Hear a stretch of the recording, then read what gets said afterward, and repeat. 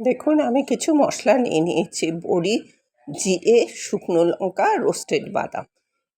এই জিরে আর শুকনো লঙ্কাটা ভেজে নেব, আর বড়িটাও ভেজে নেব, তেল দিয়ে ভেজে নেব বড়িটা। আর বাদামটা তো রোস্টেড করাই আছে, তা বাদামটা আমি দিয়ে দেবো। এই কটা মশলা আমি ভেজে নিয়ে একসঙ্গে একটু গুঁড়ো করে রাখবো। গুঁড়োটা কিন্তু একদম মিহি করে করবেন না। আমি কিছু কলমি শাক নিয়েছি, কেটে ধুয়ে রেখেছি। আলু বেগুনও কেটে ধুয়ে রেখেছি। এগুলো এগুলো ভাজা হয়ে আমি গুঁড়ো করে ফিরে এলাম।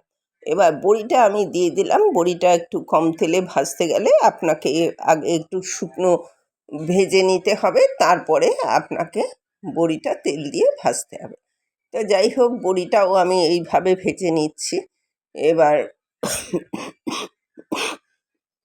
বড়িটা একটু ভেজে নেওয়ার পরে আমি এটাকে তুলে রেখে দেবো। তুলে নিয়ে ঠান্ডা করে গুঁড়ো করে রাখবো। আর তার পরে কড়ার মধ্যে দেখুন এটা হয়ে গেছে। এবার এটাকে আমি তুলে নিলাম। এর মধ্যে কড়াতে 5 ফোড়ন দিয়ে দিলাম।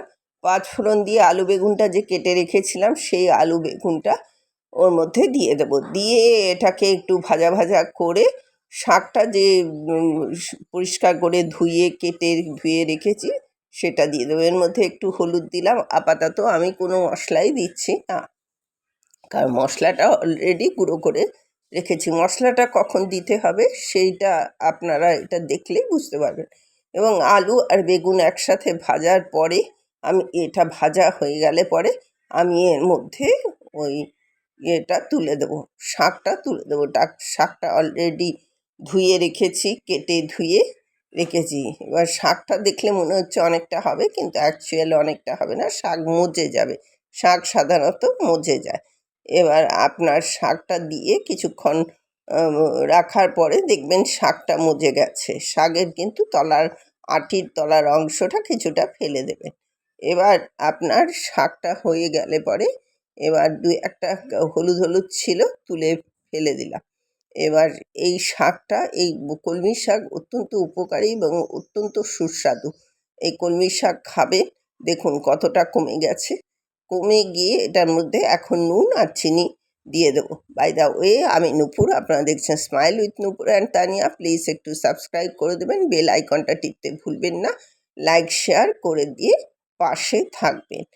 দেখুন এটা নুন আর চিনি দিয়ে দিয়েছি, শাক যেহেতু নুন আর চিনি দেওয়ার পরে এবার এটা হয়ে এসছে। এবার ওইটা যে বাদাম টাদামগুলো, যেগুলো বাদাম, জিরে, বড়ি সব ভেজে রেখেছিলাম, এবার এই মশলাটা আমি এর মধ্যে দিয়ে দেবো।